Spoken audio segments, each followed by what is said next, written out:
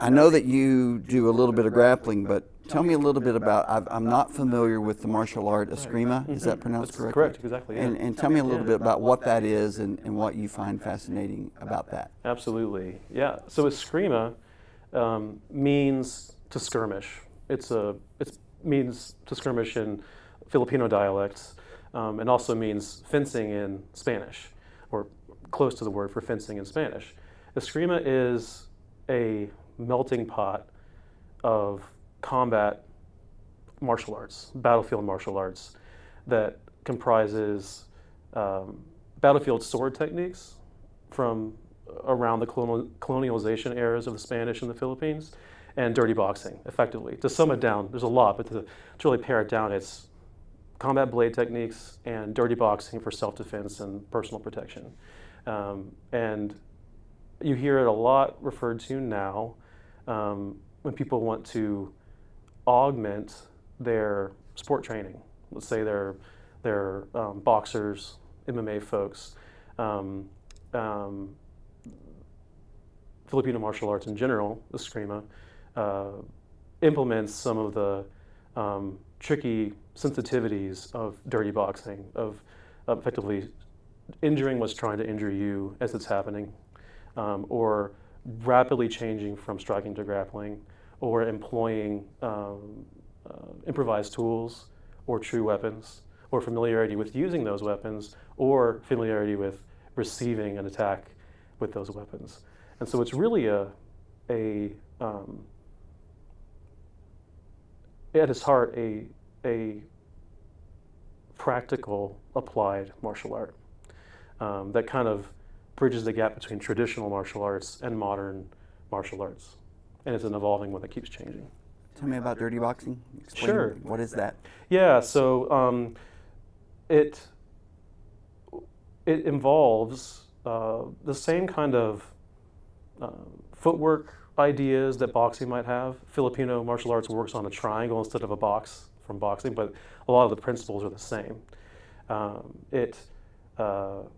You would be angling and maneuvering and evading like in boxing. Covers might look a lot like boxing, but one of the differences is actively targeting the limbs that are coming to punch you, and targeting targets that would be not allowed in effectively sport boxing. But most importantly, the way to think of it is constantly trading from striking to grappling, to striking to grappling. So it looks a lot like boxing, but with interruptions and controls, where you might be receiving or delivering punches, and all of a sudden you're trapping an arm or a hand for a moment in order to get a grapple, or to get a punch, or an elbow, or a knee. And so you see that come out in high-level boxing and high-level MMA. People really start to implement cupping and trapping and parrying to interrupt strikes, but this goes even further to elbow a punch as it's coming at you, or to really shell up tight so that they're trying to punch elbows instead of punching boxing gloves, or to receive that punch with a elbow dislocation, or to transition a swing into a shoulder dislocation, that kind of idea.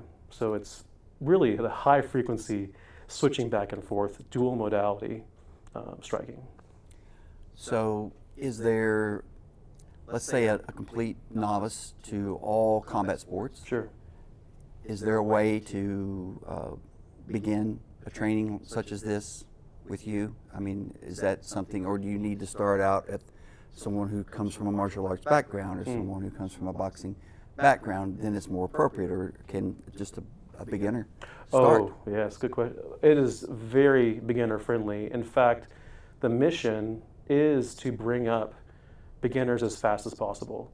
The beginning curriculum is designed to get people experience very, very, very quickly, and to build proficiency against the most common real-world attacks as fast as possible. In that way, that it's similar to Krav Maga, if anyone has heard of that. It's an applied military art.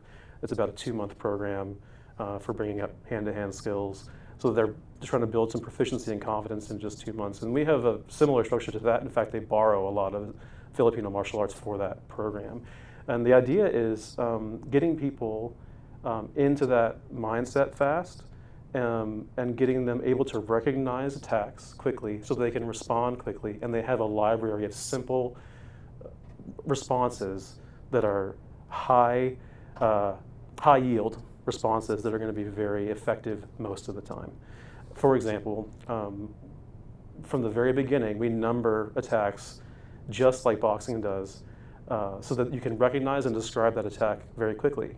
There's an angle 1, which is an overhand right.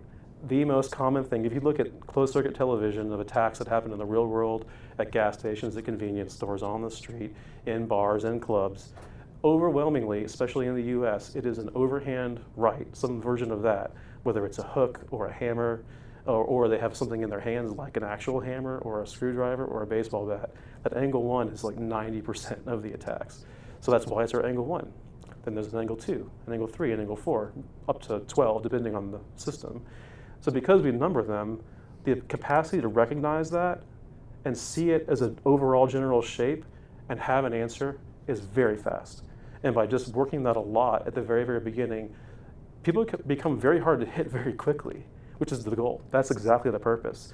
Without having to be masterful in your response, you can be very difficult to attack just because you see it coming so early, and you have the brain to register it and plan very, very quickly. That's part of something we call the elements of reaction time. And you can use that rubric to explain what takes so long for someone to respond to an attack and protect themselves, and also as a rubric for identifying and isolating the different pieces of a reaction so you can work specific skills and develop certain attributes. And you can do that very fast.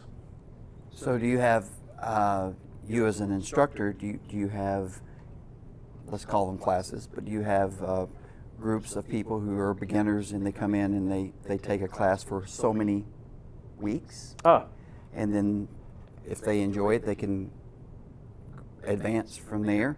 But what would be a typical length of time that you would take someone like myself, who's a novice, and at the end of so many weeks, I would at least be able to recognize those patterns and be able to defend myself? What would be a time frame for something like that? That's a great question. I think that the first segment of the formal curriculum I use has about an 8-week window. But that involves a proficiency level that includes attacking back with efficacy. I would say with determined drilling of the kind we do, the experience drilling, you can give someone a lot of experience in just 4 weeks. And I really aim for seeing a change in someone in 2 or 3 weeks. How often are we talking about per week? How many? I like to see people for two classes a week at minimum. People come for less sometimes. I see reasonable progress at 2 classes a week, and people really progress at about 3 classes a week. And how long are the classes? An hour. I usually run generally 2 one-hour blocks a night. Yeah. And people can come to both of them and get a lot. There'll be different programming for each of those 1-hour segments. But in doing that, you'll get a lot of experience receiving different strikes and different defense modalities to begin with. So that first 4 weeks is really being able to identify those attacks, both striking and grappling attacks, and having the ability to recognize it quickly and have a gross motor response very, very quickly. And then moving on from that, to become a little bit more fine motor until those fine motor responses become gross motor and automatic. And so I would say 4 weeks is really I really feel rewarded when someone hits about that 3 or 4 week mark, because I can see that my other students can strike at them, and they are putting defenses up for 90% of those attacks, which is a great ratio. I try to have people in about the 60 to 70% success rate. That's where they're learning most optimally.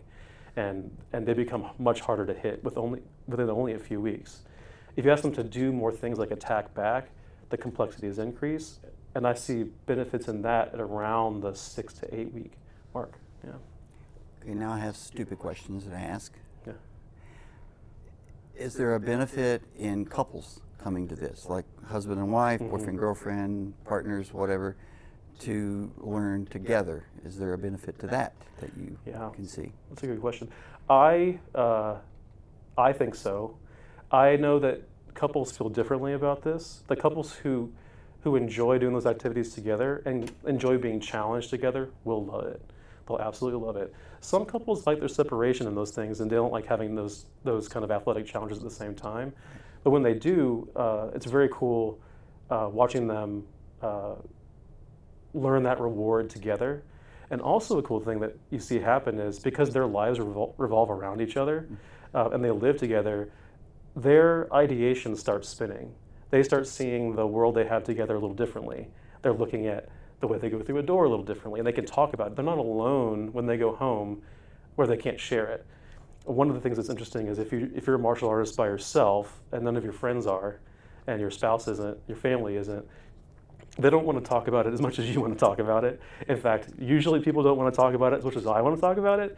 So when your spouse is doing it too, or your friends are doing it too, it enriches it so much because you can continue the discussion.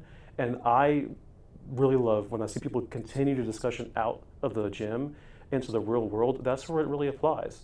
They're not thinking about it when they apply it to being in some situation, and they can talk about, oh, I should have thought about this when I saw this person approach in this direction and I was kind of unsure about it. Or should I have been unsure about that? Did you feel unsure about it? Oh, we do think about this the same way. It brings these discussions up that wouldn't otherwise happen because the comfort for talking about the good parts of violence rises. Violence for the purpose of protecting yourself. Yeah. The reason I asked that question is because I have a daughter. She's 23 years old. I'm a father. I worry about her. Yeah. I have a girlfriend who lives alone and is out and about a lot on her own. So my girlfriend was walking her dogs and she was attacked by two other dogs, and it was traumatizing to her, and she didn't really know what to do other than scream for help. And so I said, well, I'm going to buy you, bear spray to carry. And I did the same thing for my daughter. But as I was thinking about that, with humans, you don't know when the attack is necessarily coming, and you don't necessarily have time to go into your purse and get out bear spray. I mean, if someone is drunk and they're just being obnoxious, well, then you could probably do that. But if someone is attacking you to steal something from you, you have to be reactive to that. You don't have time to fumble through your purse for that. So I was thinking I would love for them to at least get some basic defense training, so that I've always said you don't want to be someone who's just taken advantage of in the world out there, where someone comes up and harms you and you have no way to defend yourself. So I think, particularly for my daughter who's social and out and about, I would love for her to be able to have some of those basic skills, just in case.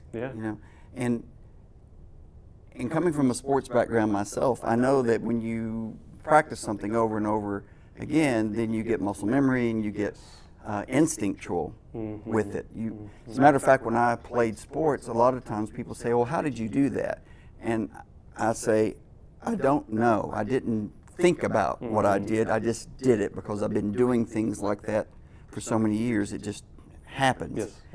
And I would think that with defense, it's sort of the same thing, that you just do it over and over and over again in a controlled environment, and then if it really does happen, you just instinctually do it, and it's not something you think about. Am I You're sort of on the same page? Spot on about this. You're spot on. There's an adage that floats around most martial arts and defensive training and offensive training, which is that when the crap hits the fan, you fall back to your basic training. Not the stuff, the fancy thing you just learned, but you fall back to the thing you've done over and over and over again, tens of thousands of times. And I've found that to be true. And so you need those reps in. Funny enough, even just starting that journey into learning self-defense changes something in that you're mindful about it. And what we know from visualization is oftentimes, even for motor stuff, visualization of what you're doing can be 90% of the in patterning and training. And that is true of exactly what you're saying in terms of being aware of an attack coming or not being aware of an attack coming, and imagining scenarios. You need the scaffolding of experience with the trainer to be able to assess those, but you can do that work as much as you want on your own, doing that ideation, the imagination and visualization in your head without it actually happening to someone. And then when it does come up, I found that has helped a lot, because I'm not making moral decisions in a moment that is actually a defensive moment where you don't have time for that. Have your philosophical debates about what's right and wrong about self-defense before that. Have your plans and its concepts before that, so that you know that if someone crosses this line, your go button has been hit and you don't have to wait. And you know that if you are in this position, you have been here before and you can have some confidence. And so to give an example, maybe, I was thankful for a lesson my teacher, Jason and I, he's the founder of the system I'm now using for most of my program. It's the most influential martial art I do. Part of it's because of the structuring of how training works, and doing certain kinds of response conditioning to better training.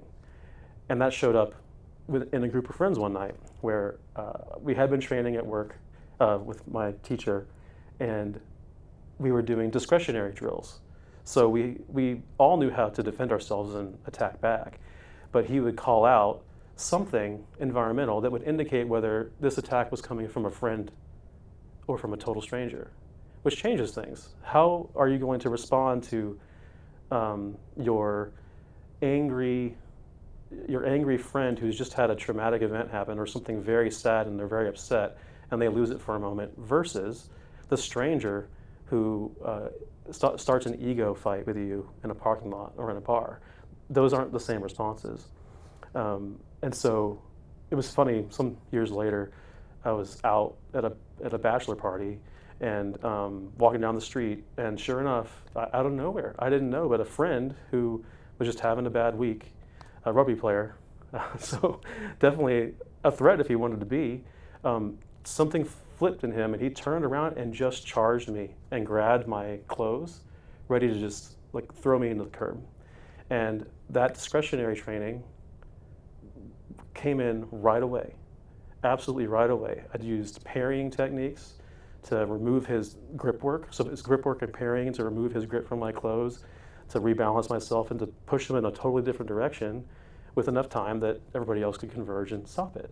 So that having that awareness of how attacks happen, having lots and lots of reps in, and that thinking for years about what it would mean in different scenarios and what was my threshold for different moral responses, made it automatic and made it happen very fast. I was very thankful for it. That example that you just described, I kind of see that as it was lucky that you were skilled and advanced enough, because had you not, he probably would have taken you to the ground and maybe you or he would have gotten hurt. Exactly. So the fact that you were able to diffuse the situation just by being defensive. Exactly. Probably kept a friend out of the deal, and nobody got injured. That's exactly right. That's discretionary. Exactly. That's great. Yeah. And then there was another aspect that I was thinking, that people become paralyzed in very stressful situations. And just to be able to have some type of training to fall back on so that you're not paralyzed. I mean, even to run. Oh, I mean, absolutely. people get paralyzed with fear, and they don't do anything. And sometimes doing nothing is the worst thing to do. I mean, turning and running would be a better option than just freezing. So to have someone like you who's instructing people to be able to defend themselves so that they at least aren't paralyzed, I would think would be beneficial.